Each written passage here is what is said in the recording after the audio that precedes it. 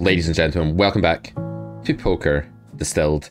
This is an exciting episode, at least for me, because I've been on vacation. I've been sat by the pool for a week in sunny Mallorca. I've come back and I had a bunch of ideas while I was away. Melissa, I have a proposition for you today that I've not told you about, that I'm going to ask you live on air, and we'll see whether you accept it or reject it. No hard feelings if it's the latter. Okay. And I also have the topic I want to talk about today is a bit about stoicism and how it relates to poker.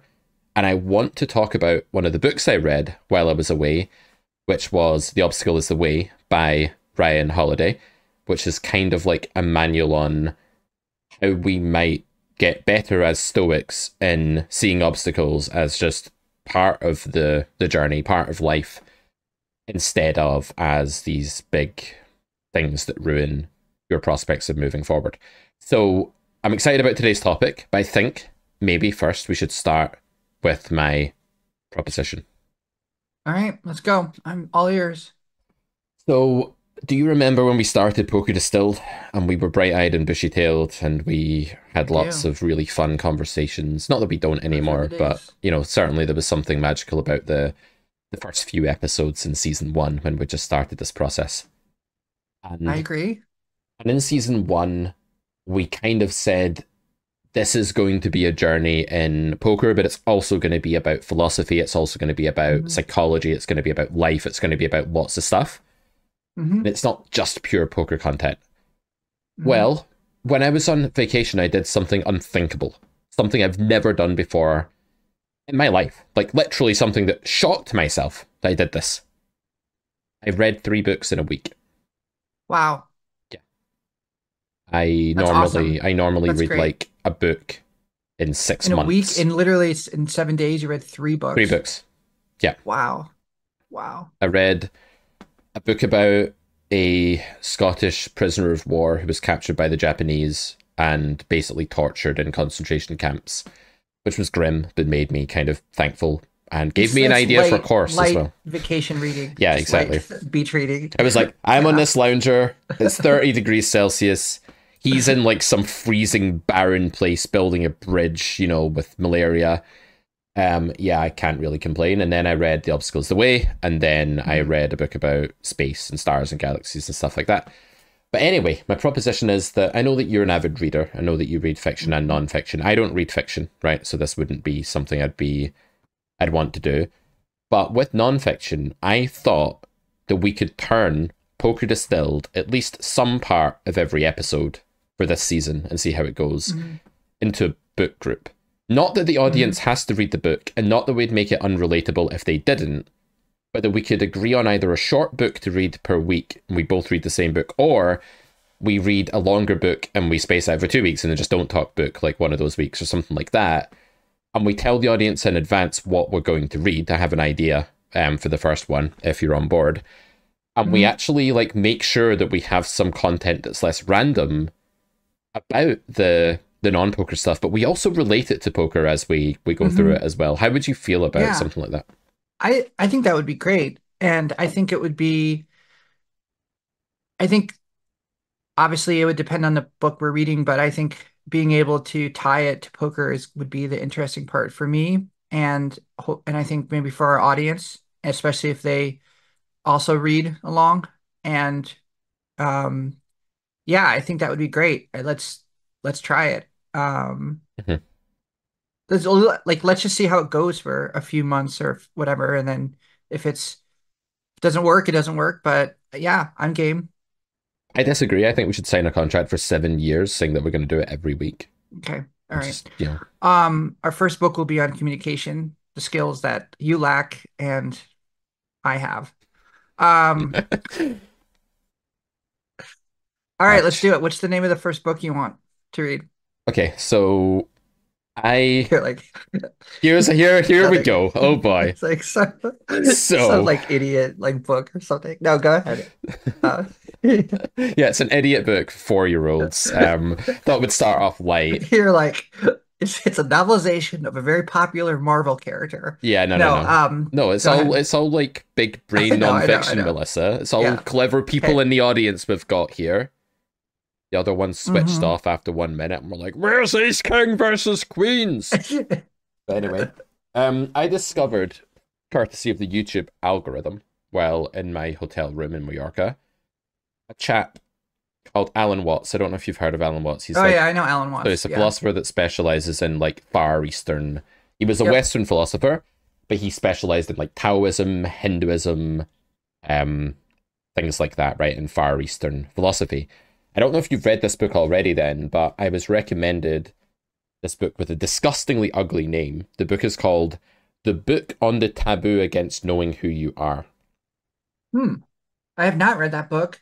I know Alan Watts just from the fact that he comes across my YouTube feed Right. all the time. Mm-hmm. Because if you watch enough philosophy videos on YouTube, you start getting him recommended to you. Yep. I'm gonna look up now the book. So I figured I would make Alan Uh, Watts my new, like, you know how I did a lot of Peterson impressions in seasons yeah, 1 and 2, so I'll move to Alan Watts now, probably. we we are in need of a new spiritual father for the Yeah. podcast. Now that Peterson went out for cigarettes and never came back. Um, okay, what's the name of it again? The Book on the Taboo Against Knowing Who You Are. Okay. It's got a lot of books. He does. One thing Alan Watts says, I'm going to paraphrase him in his voice, or try to. He said something that kind of stuck with me. He's big on reincarnation, and he's kind of a dualist, right? So he definitely believes that, like, I don't know if dualist is the right word, but he certainly believes that humans could be more than their physical form in this point in time, in this universe, in this instantiation.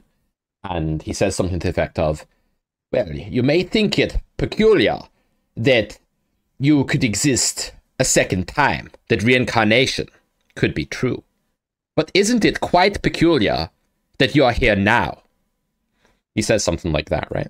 Like, Yeah, who are that's how you he to talks. say that it's insane to be reincarnated when it's completely fucking crazy that you are this conscious thing? He says the universe has eyed in you, not EYE, but the letter I. He has this new verb he made up that the universe eyes in people when it gives them a Hmm. first person experience or consciousness, when there's something it's like to be that person, as Nagel would Hmm. say. Is this a poker podcast audience? Yes, it is. We're getting there. Stay with us. Um, and so I'm intrigued to learn what other stuff he has to say to sort of Yeah, rationalize Far Eastern philosophy. And I found that bit on reincarnation quite like it put some stuff into perspective because I probably outright dismissed reincarnation as like a right. weird extreme form of dualism that I wasn't comfortable with Yeah, before. yeah. I have always had a kind of, I think, somewhat of a bias against Alan Watts just because I've always classed him into that kind of a little bit too into mysticism for me Hmm. personally. I'm much more drawn to rationalists and I think anyways, that's my comfort zone and what I'm interested in. So I think I've just kind of pushed him aside and aside from just watching a few YouTube videos. So I'm definitely interested because I feel like I would love to get past whatever bias I have against any kind of mysticism or any kind of even like Far Eastern philosophy. I don't know really anything about that, and I've never really naturally been interested in it. Mm, So I'm much more I don't know. I've always been more interested in European philosophy, and so let's do it. I think that sounds great. yep. I'm looking on his Amazon page, and it looks like that book is not widely available, but maybe I can find it. It's not like the one that first pops up, but Yeah. There was one that like, I great. saw some people discussing like which book to read first, and they kind of said like this is the least confusing one to Yeah. start with, basically. Is it long? How many pages is it? It's what looks like. Not too long. I think we should be able to get through it in, well, let's see, 200. It's only 150 something Oh, pages. yeah, Yeah. okay. I think I could probably do that in a week. Could you? Yep.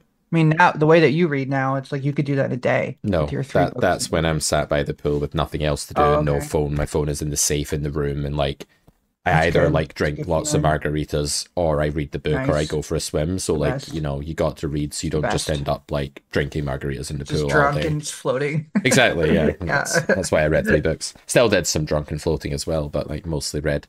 Yeah, okay, cool. So let me try and do that then. Let's go for it.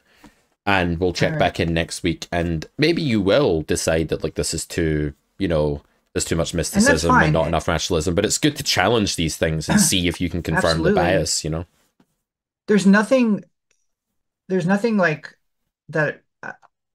I mean, even if I don't necessarily like it, it'll still be interesting and Hmm. it'll still be worth reading, getting into and applying to poker. And um yeah, let's do it. So I'm excited. I think that's a good idea. I hope our listeners like it. And if you want to read along, you can, I guess. And I guess like so on the Discord, Mm. Poker Distilled channel has turned into a uh Physics channel. I don't know, a physics channel, Mm. right? There's been like a couple weeks of just a long thread on kind of going off on what our conversation a couple weeks ago on um, space and time and the origins of the universe. Hmm. And I recommend anyone who's in the Carrot Discord to give yourself, I don't know, an hour and a half. You could read the whole thing. No, it's really interesting. And we have a lot of people in the Discord who bring a lot of interesting and diverse and educated perspectives to topics that are really interesting and cool. And so that's been fun. So maybe when we start doing this book club, we can continue on the conversation in that channel Hmm. for people who are reading along and listening and have their own 2 cents. Um, Yep. so Absolutely. And if you're not in our Discord group, it's pretty easy to join. You just need a Carrot Corner subscription or purchase any of our products, any of our courses on carrotcorner.com. We'll get you in there. And it's a thriving community. Not only can you take part in yeah, book club, but you can also get your hands reviewed by very successful professional poker players and just hang out and get involved in general. So I'd recommend it. Okay. can I bring up one thing Mm, on that point of the Discord and reading the hand reviews from our the senseis, coaches, professionals in the Discord? hmm. I found myself this last week, maybe the last 2 weeks, feeling uh lost with poker. I felt like it wasn't that I had like some bad sessions or anything like that, but I felt like I had made a series of decisions that were either poor or bad or just far below my ability. I Hmm. felt like I was playing far below my ability, and I felt like uh do I even know what I'm doing? Though that was literally last night. That was what was going through my head as I was sitting at the poker table, Hmm. and I had just lost a big pot and had then gone out to dinner and ran it through the solver on my phone and kind of realized I had taken kind of the lowest EV. It wasn't negative EV, but it was the lowest of the EV choices I had, and I was kind of kicking myself about it, and I really started to get uh upset about it. Mm. And I just went into the Discord and I just read random hand histories and threads in the Carrot Poker Discord. And I will say it had a wonderful calming effect because number one, it showed me that my thinking is aligns, not obviously not perfectly, but aligns with the advice and the thinking of the coaches in the Discord and the people that contribute, that I wasn't on some island by myself, just like trying to invent a new way to play poker, Hmm. even though it felt like that. And also, I read hands that people had lost pots and played well or made, just basically just kind of ran into it. And even though I'm fully aware that that happens all the time and it's part of the game, for whatever reason, at that point, I was feeling like what am I doing? I don't know. I don't even know what I'm doing. I'm so bad. And that brought me back to reality and it was really helpful. So I will just say that for anyone listening who maybe doesn't take the time to read the threads in the channels that talk about hand histories, even if you don't contribute, which I don't, I'm not really a contributor, but even just reading them is enormously beneficial and it can help you at times where you may not think about it as being like a resource. Yeah, just hearing like rational, calm minds in analysis mode when the Yeah. choppy seas are in full swing and you're feeling like you're on a life raft on your own somewhere. Definitely, and the solver's not the best of Right. life rafts under those Exactly. circumstances. Like Exactly. the solver's kind of this vicious, arbitrary scholar that like hits you with a big theoretical stick when you do something that's the lowest EV choice. And maybe it's several big blind EV loss, and you're like, oh god, Yeah. like this is miles away, and the frequency is 0 for your hand taking that action, and it's 100 for this other line, and you're like, man, I must suck. That's But then, exactly what it was. right, but then in real life, you Yeah. look at it and you think, well, it would only take a swing, like a small exploitative swing, with this player's Yeah. overfolding, a few combos, or it's too merged here, or whatever the hell we want to posit before that play becomes okay. So definitely stay away from. Don't stay away from the solver per se. The solver's great for like working on concepts and why and the laws of physics of poker and all of that good stuff. And I built the whole Carrot Poker School grades 1, 2, and 3 on becoming versed with the whys and hows of the solver. But you don't want to just look to it for a verdict of like, am I a good girl or am I a bad boy or whatever Yeah. it may be. You Yeah. want to actually Yeah. say, what useful theoretical thing can I pull from this? And then what would like intelligent analytical poker minds think about this if they were analyzing my play against population, and which way would it swing and by how much, and is it as bad or is it worse or whatever, and then forgive yourself, man. Mistake tilt's Right. so Right. maddening. Like just being able to like, I was talking to Chad, who's the winner of the season 1 gauntlet YouTube series that we did, right, where people get their hands reviewed, and he was saying he struggles with mistake tilt, beating Yeah. himself up basically. And I kind of came up with this idea that we react to mistake tilt. Mistake tilt is our reaction to the negativity of a mistake, right? So we feel a mistake. There's a stoic verdict, right? Which might be a good segue into today's topic. Hmm. There's a stoic affirmation, which is don't make things worse via emotion, which Hmm. is like when you have an emotion, don't react to that initial emotion to make lots of even worse emotions happen. Don't get lost in that sort of like tornado of subsequent emotional sort of reactions. And when we make a mistake like the one you made last night, Melissa, and you're sitting there feeling like shit and you just lost a stack and then you're dealt 8-3 off and have to fold in the hijack and that sucks.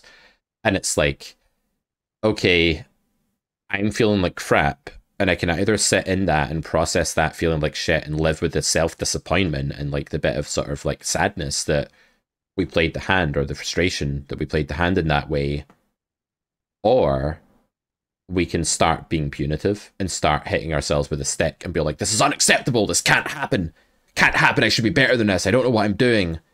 And the minute it goes from disappointment and sort of initial anguish into reactive anger, punitive measures, punitive parenting of the self, I think that's where we get lost in like this tornado of mistake tilt that might even last days. Like days we're upset with ourselves about it, because I think the initial disappointment of fucking up in poker, you can get over it pretty quickly, but you can't get over the whipping yourself to death that you then do for the next 3 hours very quickly. So it's about just engaging with the initial disappointment and not letting Yeah. it devolve into that hitting yourself with the stick for ages. Yeah. And just letting yourself feel it too. That's the other thing. Right. I think we've talked about that a lot. Not resisting the emotion, not trying to block it out, but allowing yourself to experience it, to let it kind of wash over you and then go away, Yeah. really. That's what you need. You need to live it. You need to experience Yeah. what your brain actually wants you, what your sort of biological human setup wants you to feel. You want to feel that because it's got a purpose, rather than saying that's too scary to feel, so let me invent something that's much worse and lasts for 25 times the duration instead, which is the Yeah. punitive anger, the self-reflexive anger. Yeah. Hmm. Hmm. Okay. So you wanna move on to your stoicism? Yeah. Obstacles the way. So the I've obstacle read over. this book too, by the way. I read this book about, I think maybe like a year and a half ago or Mm. so. So I think I have it. Maybe I should pull it out. I think I have it over here somewhere. But it's I do remember it fairly well. I don't remember everything, but Mm. yeah, so I'm not totally like a stranger on this journey. Cool. Yeah. So I don't have the book anymore because I used it to shield myself from the sun as I was reading, and the sun melted the glue of the book. and the Oh book my fell God, it apart must have been as I hot. was reading it. Wow. I had it like Wow. directly, because I was sat like this and the sun's coming directly at me. I used it as a shield, and the sun was like, nah, fuck you, I'm going to destroy this book. And then, ironically, I then read a book about how hot the sun was after that, the space book, and the sun melted the glue of that book as well. And that book fell apart in my hands as I was reading about how hot the sun was. And the sun literally did this as I was reading about how hot it Oh my was. That's God. so fucked up, Wow. right? Wow. Yeah. But anyway, so I'll give a brief sort of outline of what Ryan Holiday talks about then. So the obstacle is the way. He basically breaks down three different areas that a stoic would use an obstacle as the way forward. As I understand it, the first area is perception. If you can see things more clearly than your competitors or other people, you will be in a better place to make sort of true view, correct action instead of the wrong action. So valid, true, objective perception is the first area of the book. We're not going to talk about that today. The second area of the book is action. So acting immediately and decisively based on the objective and correct perception will again be something that stands you in very good stead. A lot of people do nothing. They procrastinate. They hide away from stuff. They work on a different problem instead of the one in front of them, or they've gone back to step one. They've perceived the problem incorrectly, and so they take the wrong solution. We're not going to talk about action today either. The third area of the book, which is the one I'd like to discuss, is about will. And will is kind of like the strength of the inner spirit and its capacity to endure, survive, prosper, not just in easy times, but in hard times as well. Kind of like the human spirit of life that like keeps you going. And Ryan Holiday breaks down 8 sort of affirmations that you can say to yourself, or 8 things that you want to actually remind yourself of and direct your behavior in those 8 ways in order to improve the strength of your spirit and allow yourself to do well, basically, even when life isn't cooperating. Spirit's like all about perseverance and willpower and also acceptance and just being strong enough to like accept the reality of what's happened to you and move on from there. It's a bit different from action. Mm-hmm. Action is like what you do right now. He says like accurate perception now in this moment, decisive action now in this moment. And then he talks about will as more of like a long-term thing that you develop in yourself, like an attribute or trait or whatever. So he breaks the will part of this down into 8 sort of affirmation type things, which I can actually bring onto the screen for you, Melissa, that they won't see. So the first one is, and I thought we could relate these to poker. So they are, I'll read them really quickly, then we'll go through them one by one with a more poker focused lens, right? Mm-hmm. So the first one is prepare for harder times. Getting yourself to accept that shit is going to happen to you and bad shit is going to happen to you and things will not always be as good as they are now.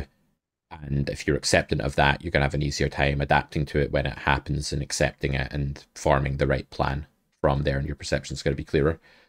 Managing your expectations so that you're not, a lot of people live in a sort of world where they want something to happen that's not realistic. I used to be there myself. I used to think that one day some magical fucking event was going to happen in my life if I just kept being a hedonist and lived for the moment and maximally connected to everyone I met or something, that one day I would just be eternally happy. It's like, that's bullshit.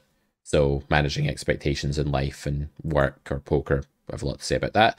Perseverance, keeping going. He makes a distinction between persevering and something else. I don't know if you remember, Melissa. There's another word that's like that. I forget now. No. But perseverance, I think, is more of like the long-term habit of just keeping on trying, even if you don't succeed immediately. And a lot of people fail at what they're doing because they just sort of don't try enough times, right? Like you can have 80 business ideas that are shit, but if the 81st one makes you millions of dollars, then good thing that you kept persevering, right? Right. Number 5, make your own mind a sanctum so that if you do retreat into Did you skip number 4? Oops. Number 4, accept the unchangeable. I accept that I skipped number 4 and it was my fault. I can't change it now. Yeah, so we'll talk more about that in poker. That's a huge one for poker players, accepting the things we can't change. Number 5, make your mind a sanctum. So if you do retreat into yourself, it's a sort of calm and nice place to be where you can actually think of it like a like a focused office where you can like you're calm, you're at peace, and you have the clarity and conviction to actually act in the right way because you've retreated within your inner sanctum. Love thy fate. I've reworded these. I've not quoted them exactly. Love thy fate is weird. It's a bit like if you were struck down by some terrible thing, don't just accept it, but actually grow to like it and appreciate it as part of the fiber of your journey and the makeup of your existence. This one, not gonna lie, it's the most alien one to me out of the 8. Yeah. And I think this is extremely hard for poker players, but possibly extremely powerful for poker players as well. Number 7, aim towards a higher purpose outside of yourself. So like, I guess this is why people have like families and loved ones around them. It's why they do things for others, communities, whatever. Some people use religion for this, but generally humans are a lot happier. Peterson has a lot to say on this about the perils of withdrawing within the self and how, you know, self-awareness can reach a point where it becomes type identical with mental health issues or depression and anxiety and stuff like that. And then number 8 is to always remember and remind yourself regularly of your own mortality, which for me is a very scary thing. I'll talk more about that when we get there, but I can see it has some benefits that I never really considered before. So, okay, let's get started then. We'll go through them. We'll talk about how they relate to poker. I'm going to just say one thing. Go I ahead. think this list is great. I think it's really relevant for poker, and I feel like it would be really good if we could go through these and give it the attention it deserves. So maybe we try and do not the whole list today, but we save some for our next episode next week, and then and that way I think we don't brush through these because because I think these are great. And you're going through this list, I'm thinking about really how relevant it is. Yes, hugely, hugely relevant for poker, maybe more Yeah. so than anything else I've done in my life. Okay, good. So we'll do 4 today and we'll do 4 next time then. And maybe we can put this list in the Discord on the Yep. Poker Distilled channel. Yep. Awesome. All right. So can you move the notepad on your screen because it's blocking your face and it's hard for me to talk to a You don't want to talk notepad? to a notepad? You're like, accept your fate, Melissa. No, don't just Okay. accept it. Love it. Love the That's the notepad. obstacle. The obstacle is that notepad. It's the It's way. so big. You're like, here's my notepad. Well, they It just can't see blows it, up. It's so they can't yeah. relate to just how obnoxiously Here's, big I made the notepad. here's my boomer notepad. Yep. Yep. Okay. All right, let's do it. So prepare for harder times. What's your thoughts on this one when it comes to poker? Yeah, I mean, this has a lot to do with like prepare for the worst, but hope for the best, I think. So, like, I think when you're playing Yeah. poker, you do have to hope that you're going to run good and you have to like enjoy it when you do. And you have to understand that you can win at the game and that people do and that you can have a win rate. So you can be hopeful that you're going to have the best year of your life or whatever. But at the same time, there's a fine line between optimism and just being completely ill prepared for a fate that probably awaits you, if not this month, then at some point this year, and if not this year, then certainly like in the next few years. So to me, this means get your head in a position where you don't just in a blasé way sort of say, yeah, I know I'm going to run really bad at some point. Oh, yeah, I know this won't last. Yeah, I know I'm probably just running good. People do this all the time, right? They're like, oh, look at my dream month where I won 53 buy-ins. I know it's run good and it won't last, but blah, blah, blah. But what they really mean is, I don't care that this is just variance. I fucking love it, and I've made it my identity, and I've completely blinded myself to the prospect that things could be the antithesis of this. And that is the antithesis of prepare for harder times, and that is like the trap. That's not an obstacle, that's a pitfall, right? A pitfall is a self-inflicted thing. An obstacle is something that water has to flow around. If you're the water, you have to flow around this thing, right? But this is actually like self-sabotage if you don't prepare for harder times. So what does that mean for the poker player? I think it means, you can tell me what you think about this, I think it means doing a bit of like reflective work where you actually imagine that the downswing is coming. And Elliot Rowe has like a 3-stage process. He's a kind of hypnotherapist, and he was Run It Once's main mental game guy for a long time. I've done a podcast with Elliot, nice chap. And he had this mental game model that really, I think, worked for students. I used it. I'd cite that it was his idea, but I would like explain it to students. And the idea was that you start off by imagining the worst case scenario that you'd be most afraid of, and then you actually plan an optimal response to it. So you imagine like the optimal version of yourself, and you visualize what he or she would actually do if that worst case scenario happens. So if your worst case scenario that's like not like, you know, aliens come through the window and tear your limbs off, like nothing like that, but like say you go on a 30 buy-in downswing next month, right? That's like a kind of shitty thing that poker could do to you. And then it's like, okay, well, if that happened, is there an optimal version of me that I could muster up? And what would that person do? And how would they cope? And can I get to a place where I feel like not just that I know the harder time might come, but that if it does, I'm actually like strong enough to handle it, and I've prepared a version of myself that's strong enough to handle it. Right. And then the third part of his process was to think about the actual upside of changing your behavior.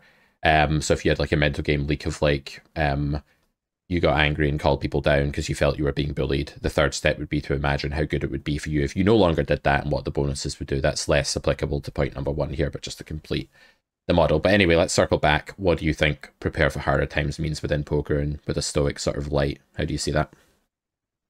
I think it's a reminder that poker is um it's a journey in the sense that we will never arrive unless we stop playing. We will never arrive at a finish line or a place of calm. Um, the game will never give us that. So even if you are on that whatever 30 blind downswing, that's not the end, and that you can survive that. And I like the idea of preparing for that by like picturing who that person is that endures that and is better for it, and knowing that person. And so if and when that happens, it's not like this is so unfamiliar territory to you. Mm-hmm. And so, but understanding that that is not happening now.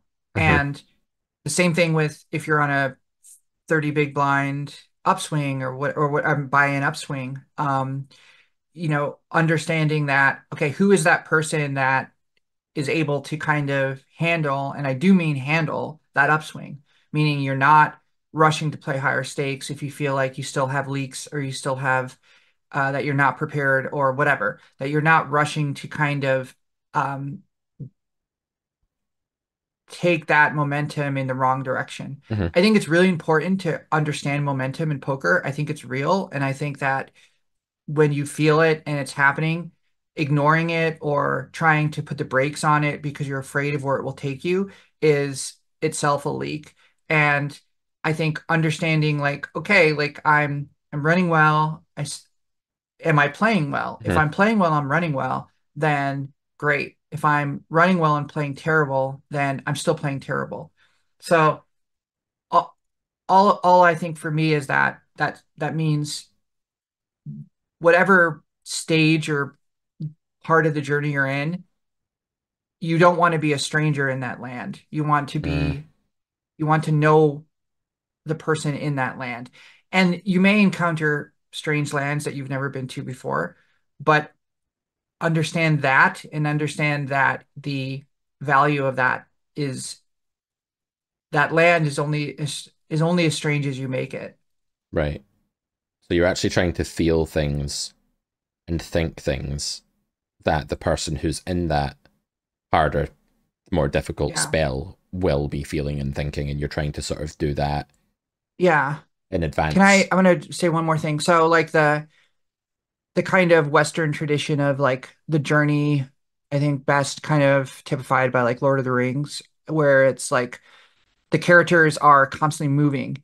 They're not stagnant. Mm-hmm. They continue to move forward, and at various parts in their journey, they encounter different obstacles, or they have to kind of continue past it. It's what like the the classic like video game scenario embraced, which is like you're a character and you're just like you're trying to advance through the levels and you're on a Yeah. journey until you get to the end. So I like to think of poker like that, and I like to think of myself on this journey where it's like, okay, I've just turned this corner, and now there's this new world that I'm in, this new land, this new challenge, and I will advance through this, but I have to deal with it. Yep. And I have to, you can't just blind, you can't be blind to it. You have to advance past it. And that is the land that you're presented with at that time. And then the journey moves on and you keep moving forward.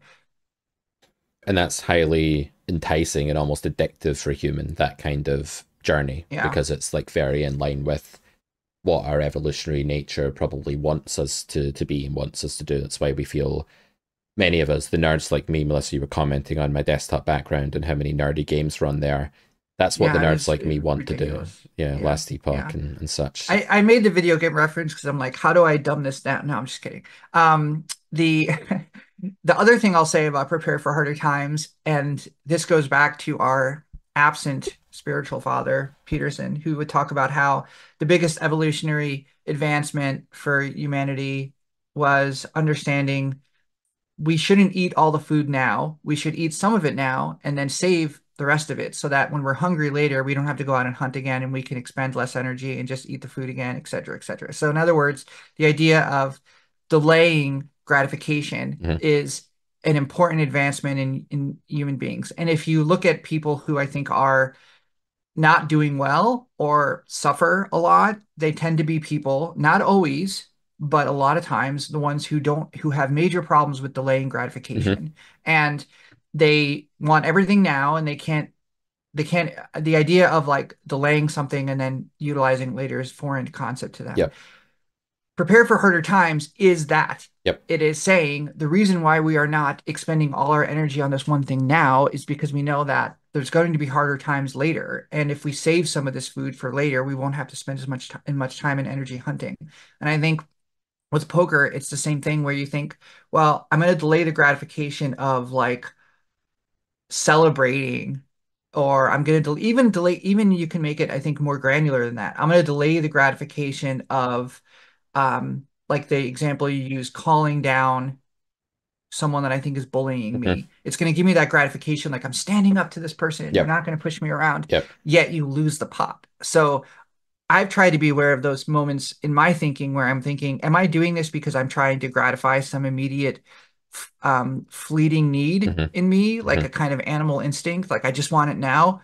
Or am I acting in a way that's more rational? And I think that's a really helpful framework to apply to poker. Yep. Yeah, 100%. And I think like that's a muscle, like the better you get at delaying gratification, the more easy it becomes. And the worse you are at it and the more you cave to it and give into it, it becomes like harder and harder to actually get into the habit of forming that, as Peterson would say, that tacit agreement with your future self that you're going to look out for Yeah. that iteration Yeah. of yourself across time. Yeah. Yeah, okay, interesting stuff. All right, so we move on to number two. Manage expectations. Okay, manage expectations. I'm gonna this month so far, it's the 3rd of September. It's been a good month for me so far. Mm, This is gonna be the greatest month of my entire poker career, Pete. mhm. I'm gonna go on. What did you say the other day? You were talking about one of the coaches. Okay, I think it was Sam, and you said he just had like this huge month, right? 20K month. And yeah, 20K month. This is going to be a 50K month for me. Mhm. Yep, That's my that's your expectations. expectation. Okay. Yeah. Yeah. Well, again, that kind of takes optimism into fantasy land, takes it into like a fairy tale land, what that's doing. And the thing is that people have that expectation all the time. They don't express it as you have because they would be, deemed the village idiot and laughed out of town. But they have the emotional, subconscious equivalent of that expectation where they really, really hope and really, really want this year to be at, I don't know, 500 NL when they're currently a 25 NL Hmm. player. And maybe it's a bit less Hmm. extreme than your one of like literally running great for 57 buy-ins in 1 month, right? Which is even more absurd. But like Yeah. that happens, right? That isn't actually just a joke. Like that happens all the time with poker players. And of course, the problem is that when your expectation is really, really high like that, things can be going okay or a bit bad for now or a bit good for now and then a bit worse again. And you're completely restless and unhappy and pissed off because your delusional expectation is miles away from the reality that you're experiencing. And then you stop caring and then you throw the toys out the pram and then you start to adopt a philosophy of, well, given that I'm so far away from my expectation, what's the point anyway? Or why don't I just Yeah. call this jackass down that's bullying me? or whatever it may be. So having the wrong expectation that begins to like completely transcend the realm of what's achievable actually causes us to compare reality to fiction.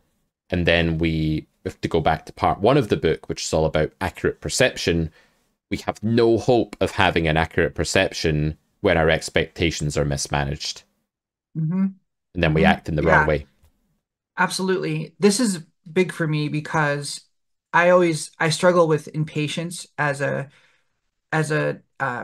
issue. It's one of my leaks where a mental game leak where if I feel like the momentum I was just talking about, for instance, if something disrupts that, I feel like, oh gosh, just like now I'm gonna have to sit at this table for another 6 hours to make that back, or now I'm gonna have to do X, Y, and Z, and it's gonna take so long, which is ludicrous. And it also goes to like a kind of pessimism that I struggle with a lot.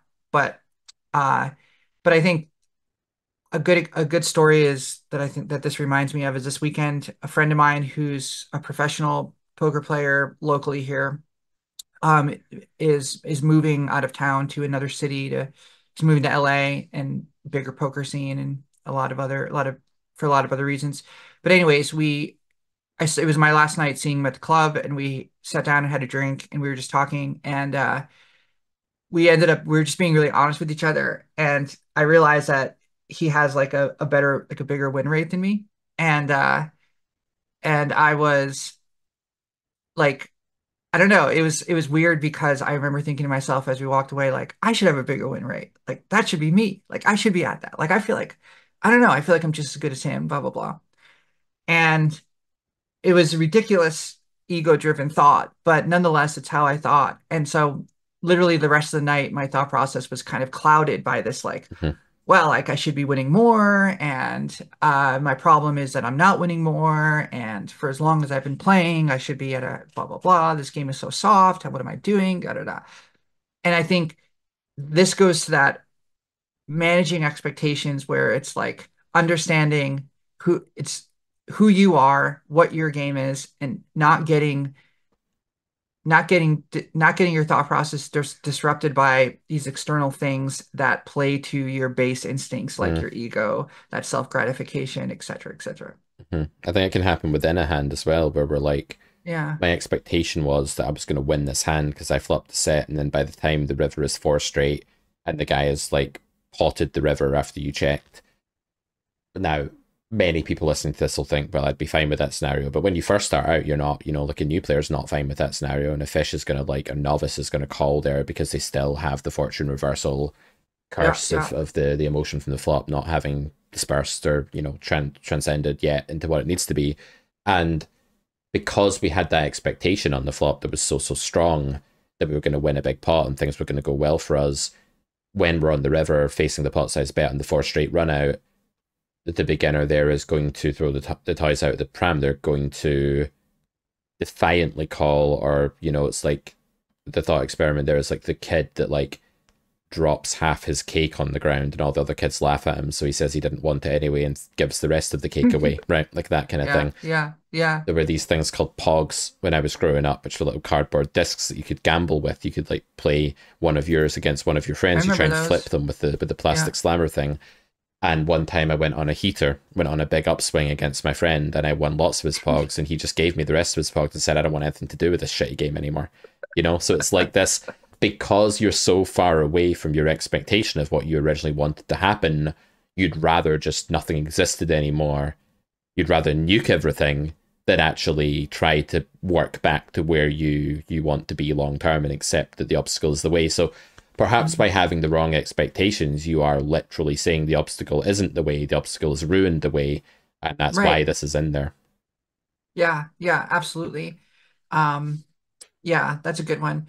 Let's talk about the third one Hmm. and maybe wrap it up after that. So Hmm. this third one is perseverance, I guess. Yep. And I'll just start by saying I think this is everything.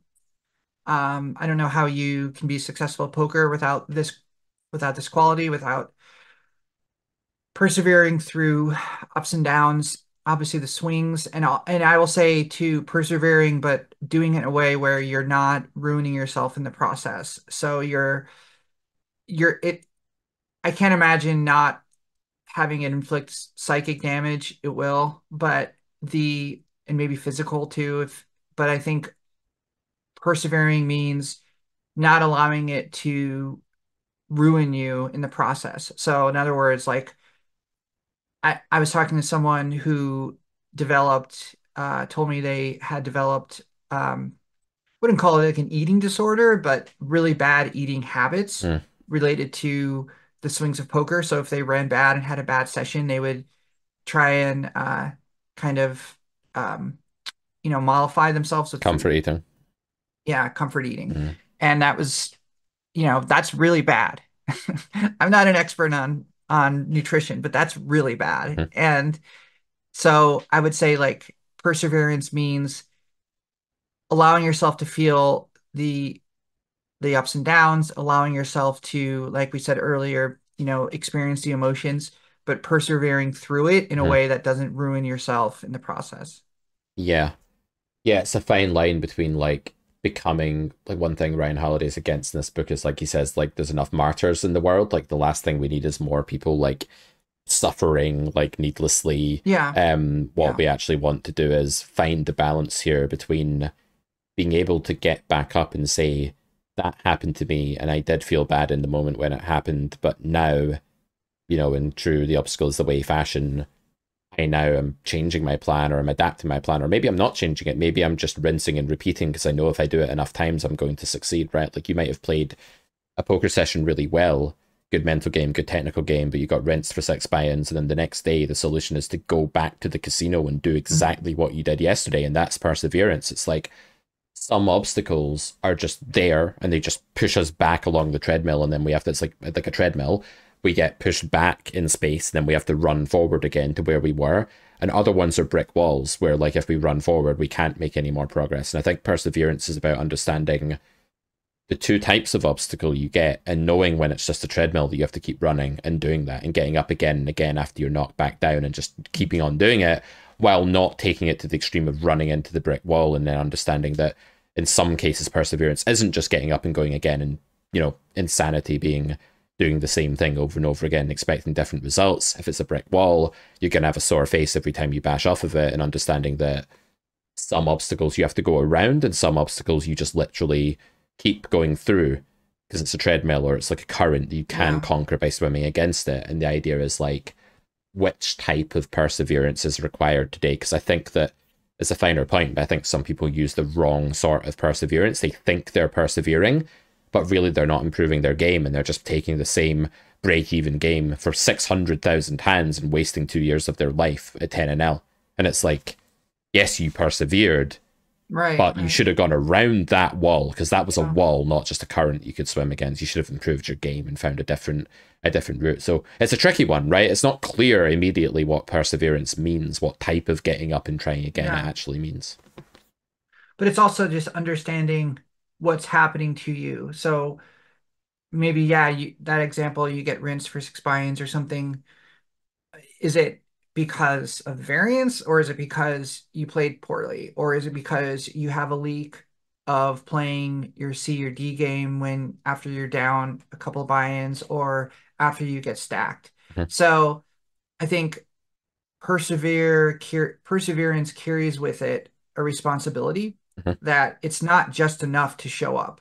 It's not just enough to log on mhm, if you're an online player. You the responsibility to is to yourself as well. It's to understand that okay, you're coming back after getting, the snot beat out of you at that last session, but are you coming back for the right reasons? Are mhm. you coming back with knowledge of what happened and not just curse my luck and I need to dig myself out of this hole and I need to do it as quickly as possible. Right, right. So that's trying to change the unchangeable. That's point four, which we're going to come on to next time. Okay. Some Okay. types of perseverance might actually be trying to force yourself upon the impossible elements of nature, right? Like Yeah. we talked about bears lifting Jupiter. a couple of episodes ago, or maybe it was on a YouTube video. I don't remember, but I used this analogy. And it was like, well, if anyone's going to lift Jupiter, it's a bear because the bears are really strong. And it's like, yeah, but no one can lift Jupiter that's an earthly creature. Yeah. So if you're trying to do that, you might think you're persevering, but if you've not gone away, as you say, and like taken stock of the situation and really like wrapped your head around what's happened and process the actual emotions there instead of shutting them down through anger or whatever, you might just be trying to do the impossible. So yeah, this is a tricky one. It's not so clear that all perseverance or all things we call perseverance are the sort of perseverance that Holiday is recommending, I think. Hmm. It's really devious too because it's a matter of persevering with, okay, and understanding like I ran terribly yesterday, but I also made these mistakes or these hands I could have played differently, or my thought process was wrong or mistaken or whatever in these approaches or in these hands. But it's also like you can't be too focused on what you did wrong and ignore the variance involved. And sometimes you have to give yourself a break. Now, Mhm. I struggle with this all the time because I think to myself, well, what could I have done differently? And even when variance hits me in a negative way, my first thought process is like, okay, fine, whatever, it was bad variance, but could I have done something differently to avoid this? Could I have been more keen or aware of, in my pool, there's a lot of recreational players. Could I have been more keen to the exploit that you have to make against recreational Mhm. players to avoid these kinds of flips or these kinds of these kind of spots that are just like over the long term not worth putting yourself into. And that is what I struggle with a lot when it comes to persevering is not allowing myself sometimes to be like, well, that was just a shit run out. Mhm. And, you know, resolving just like allowing myself to just be that player that's like, I run so bad because Yeah, I hate that. yeah. And it's hard because if you ask yourself the question of, was there something I could have done better? Invariably, the answer is going to be yes across a session of Yeah, 7 hours, right? There'll be something. yeah, yeah, So maybe the right question is more, did I make an unacceptably and unusually high number of mistakes and magnitude of mistakes today? And yeah. if the answer is no, then you can tolerate. We always need to have a certain amount of tolerance for our human fallibility. So if you made like two Hmm. mistakes and you got rinsed for 6 buy-ins and the mistakes happened in like small pots and you don't think they were huge EV swings, yeah, you do deserve to give yourself that break. Whereas if you made like 13 mistakes in sizable pots and were just playing tilted the whole day, then yeah, there's some accountability to be taken and there's a change of tack needed. And whether we try and go around the obstacle or just keep going on the treadmill will depend on the answer to that question, not whether we made any mistakes, but whether we made more Mm, than is like acceptable for the rate of improvement that we've posited as our goal. So if we're saying, yeah, I want to be better at poker this month than I was last month, well, maybe that means we need a mistake score of 14 or lower now rather than 15 or lower like it was last month. Just putting random numbers to this. It never means that our yeah, mistake score had to be zero because that's yeah, actually point two. That's mismanaging expectations again. And then you may be in that trap perpetually sometimes, Melissa, of having the wrong expectations about how many mistakes you're willing to accept yeah. in your own game, So maybe point four and point two are somewhat related and when it comes to your game. Absolutely. I think they are. I think that's one of the things I struggle with the most is I think what tilts me is not how others play, but how I play. Mm-hmm. And so it's a cycle sometimes where I think because my expectations are misaligned, the results therefore are it magnifies my mistakes and makes me feel like, oh, this is an unacceptable Yep. amount of mistakes. Yep. Like people who are winning players or the people that I aspire to be, those players who I feel are better than me or have higher win rates, they don't make these mistakes. So therefore, or therefore there's something wrong with me Mm-hmm. and that's the problem. So, Yep. and it can make for a kind of unpleasant unpleasantness Mm-hmm. Yeah, absolutely. generally. I think like when you Yeah. see stronger players than you making mistakes, it can be really sort of reassuring because like a lot of the Yeah. stuff that the stronger players in our Discord and some of the senseis in our Discord and pros, Yeah. they love to point out my mistakes like on stream. Like Akshar loves to tell me, where I'm wrong. And it's not that he's being a dick, right? It's not that he's like, oh, I want to berate Pete here, but he enjoys seeing other, what he considers to be, you know, strong-ish poker players also going wrong, because it just makes it Yeah. more humanized, right? And it makes it more Yeah. forgivable in Yeah. your own game. And when I see Akshar make a mistake, or I see a sensei make a mistake, I like to notice it, because I'm like, Yeah. oh man, like I see a bridge player that I respect go wrong declaring a hand. I'm like, that guy messed up that hand. He should have done this. And because I can see that and he didn't, Yeah. I'm like, well, in some level, he can't be that far ahead of me then, or something like that. I don't know. Like, it's okay to accept that you're worse than this other guy, right? That this guy, that your friend that's moving out of town, Hmm. is a better Hmm. poker player than you. But then Hmm. there'll still be some things that you can do better than he can as well. And you can take a lot of Right. solace in that, I think, Yeah. of like, well, I'll have strengths and weaknesses and they won't be exactly aligned with his, and I'll be better at some stuff and he might be better at more stuff. But that can give you hope as well. Yeah. Yeah. Yeah. Great. Great. Well, I think we'll stop there Hmm. and maybe we'll do 4 through 8 next week, and maybe we can plan to talk about the book next week. I also realized it might take a day or two for this to get shipped to me. So, Yeah. um, so maybe we'll try. I just got really excited about your new idea, so I wanted to start talking about the book next week. But Well, we can do maybe 2 weeks. maybe I have to manage my expectations, Right. and not Well, not be like, we still have these other 5 things to go I through know, next that's what I week, mean. right? So we'll go through those next week, and then we'll talk about the book on the taboo against knowing who you are by Alan Watts the week after that. But I'm really excited. You Okay. know, Poker Distilled, Yeah. it isn't that it was getting dry, because I always enjoy our conversations, but it was lacking a bit of direction. And I think Yeah. like bringing Yeah. these other elements in again and relating poker to philosophy as we intended to do all along will give it a breath of fresh air. And I've really enjoyed this episode. This has probably been my favorite episode that we've done, and that's quite a statement. And I don't know if the audience will feel the same way, but just in case they don't, I'm going to title this the best episode of Poker Distilled yet. Got to manage those expectations Not for theirs, our only people. my own. Oh, only your own. Yeah. Okay. All right. Well, I agree. This has been a great episode. I don't know about it, the greatest ever. I have my own personal Yeah, opinions you about like the that. fortune reversal one more, but whatever, fine. Like, get over it. Well, that. Oh, all right. All right. On that note, I'm very no. touchy about the fortune reversal one, because like Why? I just think it's a bit like, I don't know. It's a great episode, but like, you know, when you get like a good musician or a good like Yeah. artist, and they're not the best ever, but they are good, but then they like get the reputation of being the best ever. That's what I feel like that episode is. But I also know that you really like it, but it's subjective, man. Um, You're allowed to like it, and I can say I'm it's a just fan. Yeah, I'm a fan, mm, and I'm pretty hard on myself and us and this podcast. And I mhm, feel like sometimes I feel like we could do better. And there's definitely been episodes where I finish and I'm like, that doesn't seem like it was like that great. Like mhm, it didn't.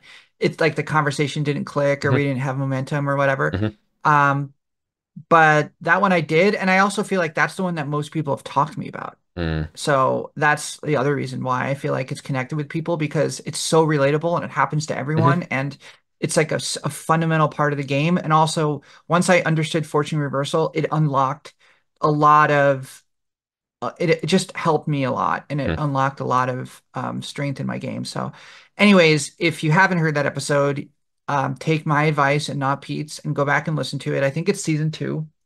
I think Is it's it season season two? one. Season one. Mm. Gosh, yeah, season You one. don't even remember what Um, season it's in, and it's your favorite episode. whatever. All Yeah. right. On that With note, that, we should go. Thank you everyone for listening. Like and subscribe, all the things, all the places. And we'll put this list, Pete's uh notepad Boomer list, into Notepad. the Discord. And please comment if you are in our Discord and you want to join the conversation. And if you want to read along with the book on the taboo against knowing who you are by Alan Watts. I'm looking on Amazon right now. Oh, okay. So you have that copy. That's the one there's 2 copies on Amazon. Hmm. So for some reason, the description of that is all in Vietnamese, but I don't know why. But it's in English, right? Can you confirm that it's in English? Yes, I can understand the Why did it words. take you? Why Well, did it take you a second to confirm there it? are people who have like near death experiences, which is a very Alan Wattsy thing, and then wake up and can suddenly understand Vietnamese or something. So just making Okay. All sure that right. like that hadn't Got happened it. to me. So Got it. Got it. Okay. Well, that's good. We know that you're still functioning. Mhm. All right, well, we should go. All right. That's all I got. Yep. See you Thanks. next time on Poker Okay. Distilled, guys. Bye for now. All right, bye. I'm hushing the dog on the chain. I'm lining up stones on the edge of the bank. Rally the troops for another refrain. I sing this softly to myself. I sing this softly to myself.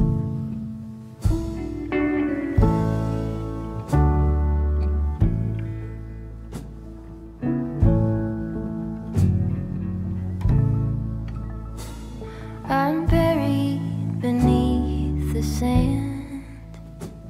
There's no way to speak or reach out my hand. Watching the paper slowly unfold, bracing for news that I can't bear to hold. While I'm singing this song to myself, I sing this softly to myself. Tore up my jeans on the fence. This iron road I cannot bend, but my walking is lighter when I walk with a friend. I sing this softly to myself. I sing this softly to myself.